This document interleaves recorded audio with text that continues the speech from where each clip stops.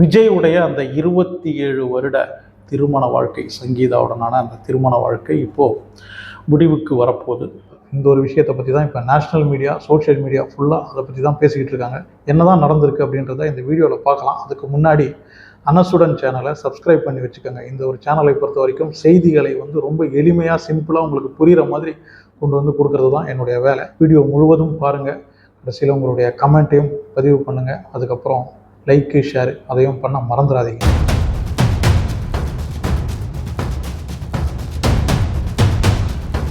விஜயிடமிருந்து எனக்கு விவாகரத்து வேணும் அப்படின்னு விஜயுடைய மனைவி சங்கீதா செங்கல்பட்டு குடும்ப கோர்ட்டில் ஒரு பெட்டிஷனை ஃபைல் பண்ணியிருக்கிறாங்க. அதில் சொன்ன சில காரணங்கள், இப்போ அதை தான் நேஷ்னல் மீடியாவில் விவாகரத்து வேணும் அப்படின்னு சொல்லும்போது அதுக்கு சில காரணங்களை கொடுக்கணும்.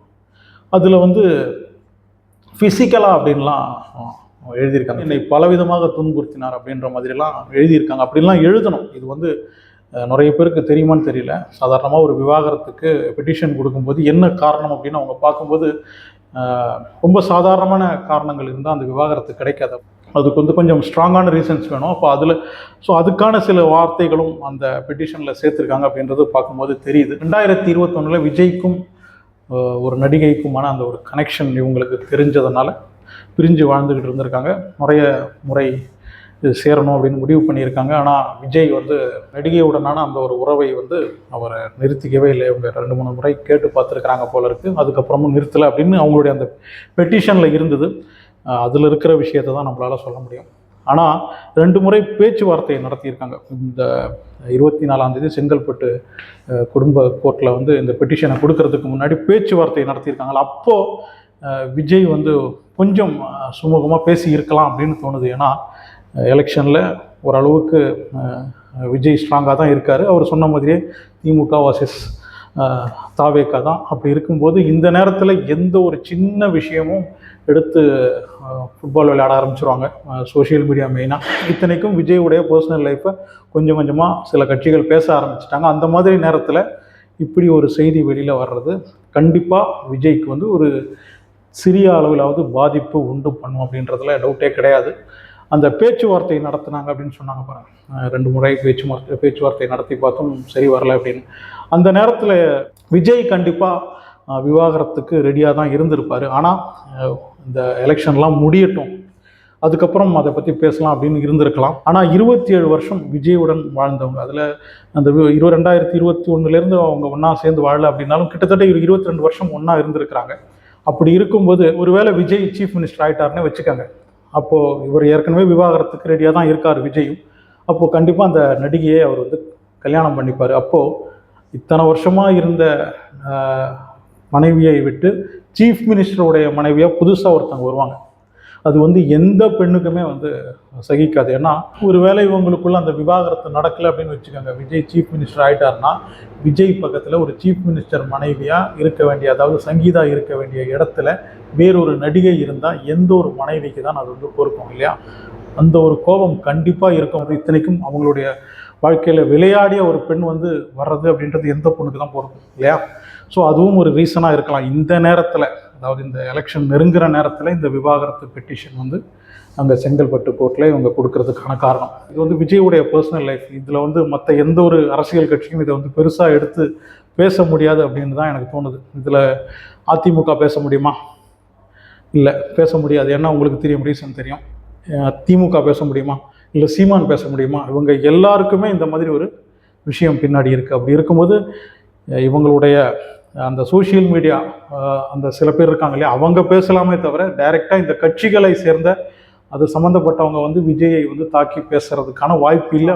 அவங்க கட்சியிலையும் இந்த மாதிரி சில விஷயங்கள் எல்லா கட்சியிலையுமே இருக்குது. எல்லா முக்கியமான கட்சியிலையும் எல்லா முக்கியமான கட்சியின் தலைவர்களுக்கும் பின்னாடி இந்த மாதிரி சில விஷயங்கள் இருக்குது.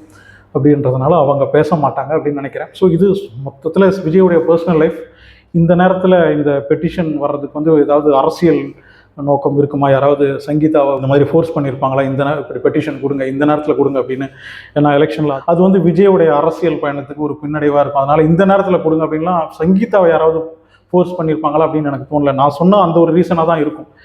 நான் இத்தனை வருஷமாக உன் கூட இருக்கேன், இத்தனை வருஷமாக உனக்கு மனைவியாக இருந்திருக்கேன், நீ அந்த பெண்ணு அந்த நடிகையை விட்டு பிரிஞ்சு வா, நான் இப்போவும் சேருவதற்கு தயாராக இருக்கேன் அப்படின்னு அவங்க பேச்சுவார்த்தை நடத்தின பிறகு விஜய் வந்து அதுக்கு சரியாக வரல அப்படின்னும் போது, அதுவும் சீஃப் மினிஸ்டர் ஆகிட்டார்னா சொல்லப்படும் அந்த நடிகையை அவர் கல்யாணம் பண்ணிப்பார். அது கண்டிப்பாக எந்த ஒரு மனைவிக்கும் அந்த ஒரு கோபம் இருக்கும், அந்த ஒரு வலி இருக்கும். அதனால தான் இந்த நேரத்தில் அப்படி ஒரு பெட்டிஷன் அவங்க போட்டிருப்பாங்க. விஜயை பொறுத்த வரைக்கும் விஜய்க்குன்னு இருக்கிற அந்த சில செட் ஆஃப் ரசிகர்கள் வந்து இந்த ஒரு விஷயத்தால் விஜயை வந்து வெறுக்க போகிறதெல்லாம் கிடையாது. இப்போவும் வி ஸ்டாண்ட் வித் விஜய் அப்படின்னு தான் அவங்க வந்து ஹேஷ்டேக்கை டேக் பண்ணிகிட்டு இருக்காங்க. வி ஸ்டாண்ட் வித் யூ அப்படின்ற மாதிரி தான் டேக் பண்ணிகிட்டு இருக்காங்க. ஸோ அதுதான் டைஹார்ட் ஃபேன்ஸ் இருக்காங்க இல்லையா, விஜயோடைய அந்த தீவிரமான ரசிகர்கள், அவங்கக்கிட்ட வந்து எந்த ஒரு பிரச்சனையும் உண்டு பண்ண போகிறதில்ல. அவங்க இன்னும் விஜயை தான் சப்போர்ட் பண்ண போகிறாங்க. ஆனால் விஜய்க்கு ஒரு வேளை ஓட்டு போட்டு பார்க்கலாமா அப்படின்னு யோசிக்கிறவங்களுக்கு கொஞ்சம் ஒரு டவுட் வரும்.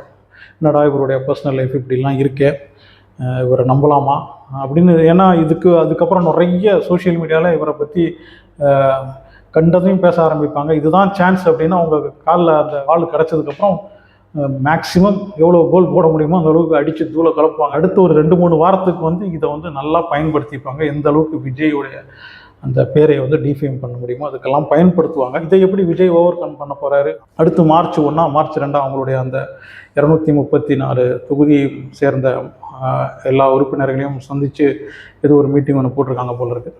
ஸோ அதில் தெரியும், அதில் விஜய் என்ன பேச போகிறாரு. கண்டிப்பாக இந்த மாதிரி விஷயத்தை பேச போகிறது கிடையாது. பர்சனல் லைஃபாக தான் இருக்கும். விஜய் இதுவரைக்கும் அந்த மாதிரி தான் இருந்திருக்காரு இல்லையா. இப்படி ஒரு சம்பவம் நடந்துகிட்டு இருக்கும்போதும், அதாவது சங்கீதா சொன்ன மாதிரி 2021 இவங்க பிரிஞ்சு தான் வாழ்கிறாங்க. ஆனால் விஜய்கிட்டேருந்து அதுக்கான எந்த ஒரு ரியாக்ஷனும் தெரியல. சில இடங்களில் ஒரு நடிகையுடன் அப்பப்போ அந்த ஃபோட்டோஸ் இல்லைன்னா அரசல் புரசலாக பேசப்பட்டதே தவிர அதை வந்து விஜய்கிட்டேருந்து அதுக்கான எந்த ஒரு ரியாக்ஷனும் தெரியல. விஜயோடைய பசங்களும் அவங்க அம்மாவை தான் சப்போர்ட் பண்ணுறாங்கன்னு நினைக்கிறேன். ஏன்னா விஜய் கலந்து கொள்ளும் எந்த ஒரு நிகழ்ச்சிக்கும் அவங்களும் வர்றதில்லை. அவங்களுக்கும் அம்மாவுடன் தான் அந்த பாசம் இருக்குதுன்னு நினைக்கிறேன். கண்டிப்பாக அப்படி தான் இருக்கும். ஏன்னா அப்பா வந்து அம்மாவை பிரிஞ்சு வேறு ஒரு பெண்ணுடனான உறவு இருக்குது அப்படின்னும்போது அது பசங்களுக்கு கண்டிப்பாக அந்த ஒரு உறவு பிடிக்க போகிறது கிடையாது. சங்கீதாவும் அந்த நடிகையுடைய பேரை சொல்லாமல் ஒரு நடிகை அப்படின்னு சொன்னது அது அவங்களுடைய அந்த மெச்சூரிட்டியை காட்டுது. அந்த ஒரு பெண்ணுக்கான அந்த மரியாதையை கொடுத்துருக்குறாங்க. இனிமேல் தேவைப்பட்டால் ஒரு வேளை விஜய் இதுக்கு எதிராக ஏதாவது ஆக்ஷன் எடுத்தார்னா, இல்லை இதுக்கு எதிராக அவர் வேறு ஏதாவது ஒரு விஷயங்களை சொல்ல வந்தார்னா நடிகையின் பேரை சொல்வதற்கும் நான் தயங்க மாட்டேன் அப்படின்னு சொல்லியிருக்கிறாங்க. இதுக்கு எதிராலாம் விஜய் அதிகமாக இந்த நேரத்தில் எடுக்க போகிறது கிடையாது, எந்த ஒரு ஆக்ஷனும் எடுக்க போகிறது கிடையாது.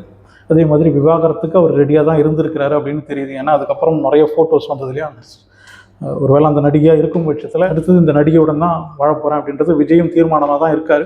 விஜயோடைய வருமானத்துக்கு ஏற்ற மாதிரி பெரிய ஒரு ஜீவனாம்சமும் கொடுக்க வேண்டியிருக்கும். அதுவும் அந்த பெட்டிஷனில் இருக்குது. ஜீவனாம்சம் தேவை அப்படின்னு தான் சொல்லியிருக்கிறாங்க. அது வந்து விஜய்க்கு பெரிய ஒரு அமௌண்ட் கொடுக்க வேண்டியிருக்கும். எப்படியும் விஜயை சார்ந்தவங்களுக்கு கொஞ்ச நாளைக்கு ஒரு பெரிய பிரச்சனையாக தான் இருக்கும். கொஞ்ச நாள் மக்களை ஃபேஸ் பண்ணுறதும் கஷ்டமாக தான் இருக்கும். எப்படி இருந்தாலும் விஜய் வந்து பத்திரிகையாளர்களை இப்போதைக்கு சந்திக்க போகிறது கிடையாது. அதனால் அவங்கக்கிட்டேருந்து தப்பிச்சுக்கலாம். இருந்தாலும் சோஷியல் மீடியாவிலேருந்து கொஞ்ச நாளைக்கு இந்த மாதிரி பிரச்சனைகள் எல்லாம் விஜய் ஃபேஸ் பண்ணி தான் ஆகணும். உங்களுடைய கருத்தை வந்து கமெண்டில் வந்து சொல்லுங்கள்.